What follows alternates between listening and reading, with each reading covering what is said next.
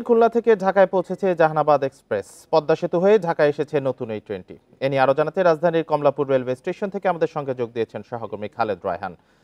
খালেদ রায়হান, যাত্রীদের উচ্ছ্বাস কেমন দেখছেন, আর ঢাকা থেকেও একটি ট্রেন ছেড়ে যাওয়ার কথা, সেই বিষয়ে জানাবেন।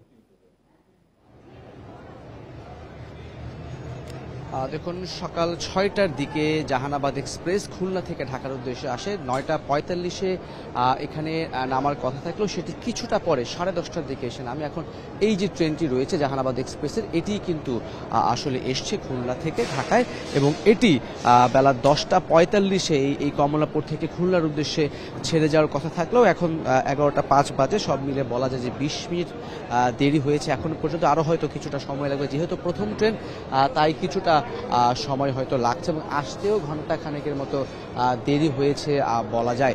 সব মিলিয়ে বলা যায় যে যাত্রীদের কথা যদি বলতে যাই, প্রায় 7 শতাধিক যাত্রী কিন্তু এখানে এই ট্রেনটিতে করে এসছে।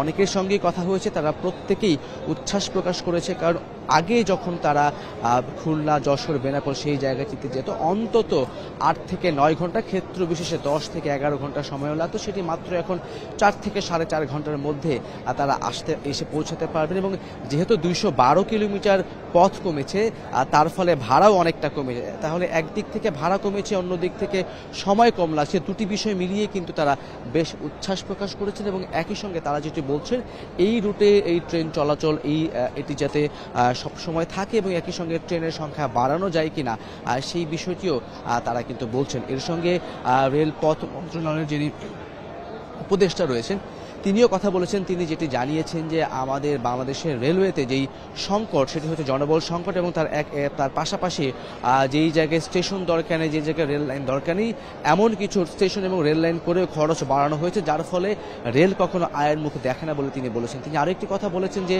বেশ কিছু রেলের প্রকল্পে অতিরিক্ত খরচ করা হয়েছে, অতিরিক্ত খরচের কারণেই কিন্তু খরচ বেড়েছে, সেই অনুযায়ী আয় কিন্তু বাড়েনি। কিন্তু আমরা বিভিন্ন সময় দেখেছি যে যখনই নতুন কোনো রুট চালু হয় বা নতুনভাবে ট্রেনের কোনো সংযোজন হয়, প্রতিটা জায়গাতেই কিন্তু উপচে পড়া ভিড় থাকে। তারপরেও কেন এই রেলের সবসময় আমরা ক্ষতির কথা শুনি, কিংবা রেলে কেন সবসময় একই রকমের চিত্র থাকে, এই বিষয়টি তিনি বলেছেন যে তারা কাজ করছেন যাতে এই সমস্যাটার সমাধান করা যায়। আমি যদি শুধুমাত্র এই এক্সপ্রেসটির কথা বলতে চাই, তাহলে কিন্তু বলা যায় যে সকালবেলা ছেড়ে এসছেন, কিছুটা দেরি হয়েছে, প্রায় 45 মিনিট মতো সময় বেশি লেগেছে, কিন্তু এটি আস্তে আস্তে এই সময়টি আর লাগবে না বলে রেল কর্তৃপক্ষ বলছে। এবং এখন যে ফিরতি ট্রেনটি 11:15 ছেড়ে যাওয়ার কথা ছিল, এটা হয়তো কিছুক্ষণের মধ্যেই খুলনার উদ্দেশ্যে ছেড়ে যাবে। সেক্ষেত্রে যেতে সময় লাগবে 4.5 থেকে 4 ঘন্টার মতো।